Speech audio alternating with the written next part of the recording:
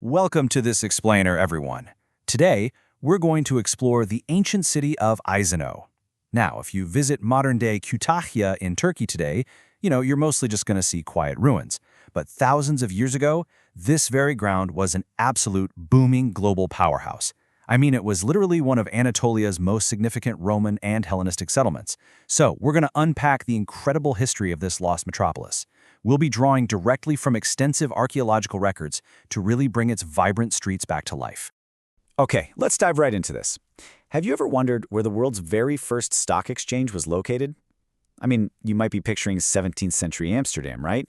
Or perhaps somewhere in early modern London. But to find the true origins of a regulated financial exchange market, we actually have to travel back nearly 2 millennia, straight to the heart of Anatolia. So, here is our agenda for today. First, we'll trace the rise of Anatolia's lost Roman metropolis.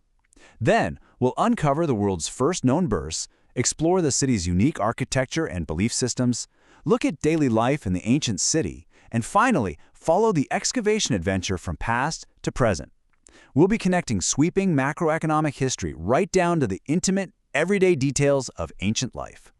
Let's start with Section 1, Anatolia's lost Roman metropolis, tracing Aizanoi's rise. So how exactly did a regional settlement of the ancient Aizanaides people evolve into this booming global powerhouse? Well, it definitely didn't happen overnight. The city's strategic location made it a highly coveted prize for shifting empires. Human settlement here actually goes all the way back to 3000 BC, right in the Bronze Age. During the Hellenistic period, the city was essentially tossed back and forth between the Kingdom of Pergamon and the Kingdom of Bithynia. But the real turning point, that hits in 133 BC when Roman rule commences. This kicked off a trajectory that led to Aizanoi's absolute golden age between the 1st and 3rd centuries AD, before it eventually kind of faded into a bishopric center during the Byzantine era from the 7th century onward. Now, what funded that spectacular golden age? It wasn't magic for sure. It was pure agriculture and industry. Aizanoi grew exceedingly wealthy off of highly tangible, everyday commodities. You can actually think of these as the oil and tech of the ancient world. The city became a major commercial hub driven by massive grain production, viticulture for wine, and a booming wool trade. This economic triad basically transformed a quiet little region into a buzzing, incredibly wealthy metropolis. Moving on to Section 2, the world's first known bourse, battling ancient inflation. Now, what's really interesting about this slide is that all of that immense wealth required strict regulation. Built in the late 2nd century AD, Aizanoi featured this circular building called the Macellum. It started out as just a meat and fish market, but it evolved into something much, much bigger.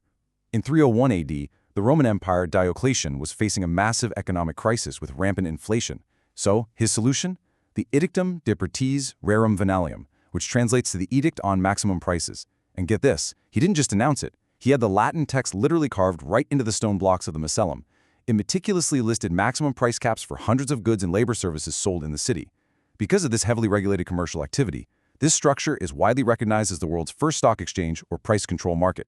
Just think about that for a second. In 301 AD, they were fighting inflation with stone-carved decrees. It's incredibly relatable today, isn't it? Across thousands of years, the humans struggled to control the cost of living, to cap the price of food and labor. It remains essentially exactly the same. They just used huge slabs of marble instead of our digital spreadsheets. All right, Section 3, Unique Architecture and Belief, the Duality of Aizanoi. Aizanoi wasn't just a place of commerce, though. It was a center of profound religious architecture. The city is basically a physical representation of clashing and merging cultures. At the very center of Aizanoi sits the Temple of Zeus. But it has a brilliant secret. Above ground, sitting on a high podium, it honors the chief Roman god Zeus. But directly underneath it is a subterranean vaulted room, a cella, dedicated to the ancient Anatolian mother goddess Cybele. It is just a stunning piece of religious syncretism. You have the imperial power of Rome layered quite literally on top of deep, ancient Phrygian roots. Architecturally, this temple is an absolute masterpiece, pulling off a very clever trick. Completed in the 2nd century under Emperor Hadrian, it utilizes a pseudo-dipteros plan. Now, what that means is it has a false double row of columns. This gives the grand illusion of a much denser, wider colonnade from the outside. Today, it stands as the absolute best preserved Ionian Order Zeus temple in all of Anatolia. 33,500. That is roughly the capacity of a modern, mid-sized Premier League stadium. And believe it or not, it was the combined seating capacity of Aizanoi's completely unique entertainment complex. The city featured a 20,000-seat stadium and a 13,500-seat theater, and they were built right back to back. They shared a single central stage building, or skene, on a single axis. There's virtually nothing else like this mega hub of entertainment anywhere in the ancient world. It's totally unique. Connecting these massive structures across the city was the Pentelis River, which is known today as the Kochachai. In antiquity, the city built 5 impressive marble bridges spanning this river to keep trade and foot traffic flowing smoothly.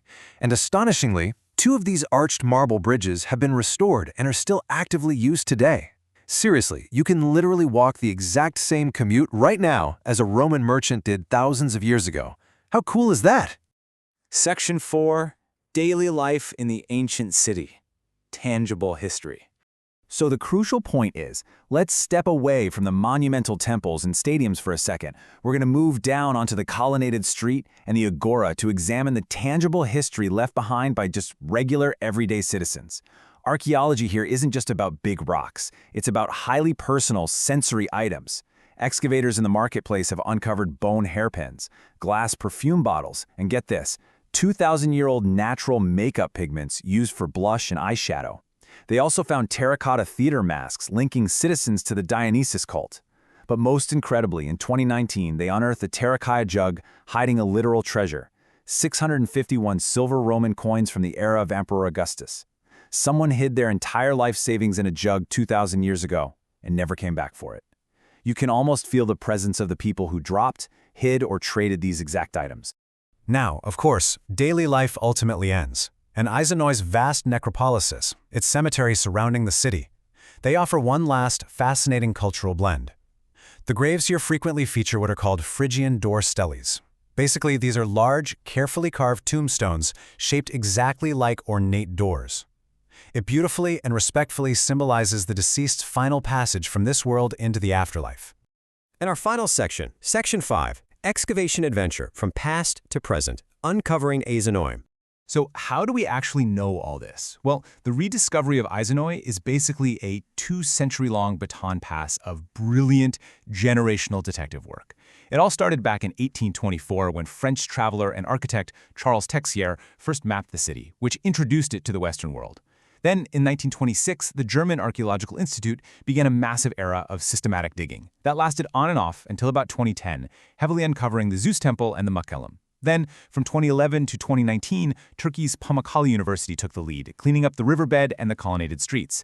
And accelerating right into the present day, since 2020, Kütahya Dumlupınar University is spearheading the restorations and uncovering some truly incredible new finds. And I do mean incredible finds. These aren't just being dusted off in some dry tomb somewhere. No, the Dumlupınar University team has been pulling absolute masterpieces straight out of the mud and water of the Penkalas riverbed.